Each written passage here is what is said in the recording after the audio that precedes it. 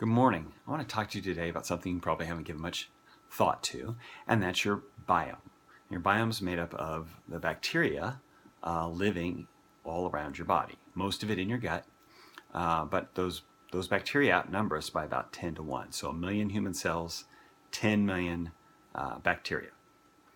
And this is becoming quite an area of study to the point that they're doing fecal transplants or poop transplants to try to reverse certain diseases or conditions like obesity, Crohn's disease, colonitis, and even type 2 diabetes.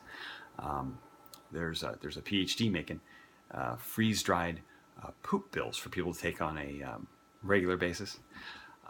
And actually, the screening process is actually very strict. They look for for poop donors.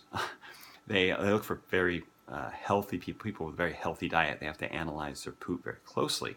I've actually heard about a donor who made it through the process that shouldn't have, who actually happened to be overweight, and the person who received that poop donation actually gained weight very quickly, became overweight shortly after the surgery or the implant process.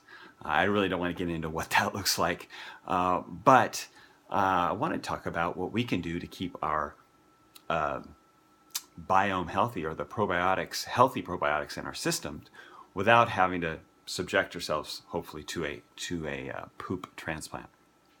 So foods that probiotics or healthy bacteria like are generally high fiber vegetables and certain fruits. They tend to like bananas and the pectin in apples, but asparagus, onions, garlic, leeks, those kind of cabbage is great. They love cabbage. And if you can find a raw sauerkraut, something that's been fermented, you're going to get probiotics already in there with their natural food, which is the high fiber in the cabbage.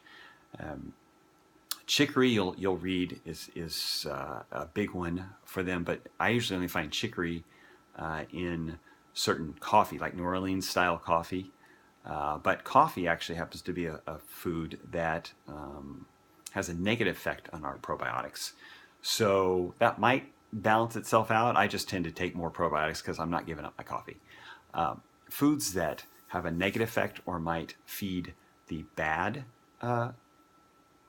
bacteria, you can guess it, sugar and starches. So those sugar and starches, obviously, the effects of them is not just in calories or how they affect insulin, as I've talked so much about, but also how they affect the bacteria living in our body. So it's very parallel to how we think about food and our not just disease, but even our leanness and how much weight we're carrying. As I said, the overweight donor affected the recipient by causing weight gain very quickly after the implant. So these things are very important to have an immediate effect on our bodies. So look for a probiotic supplement. Ideally, we always take a probiotic supplement as well as kombucha, which is a fermented drink. Usually it's based in tea, but it's made up of probiotics and usually has some prebiotic materials in it to keep those probiotics healthy as they take in our gut.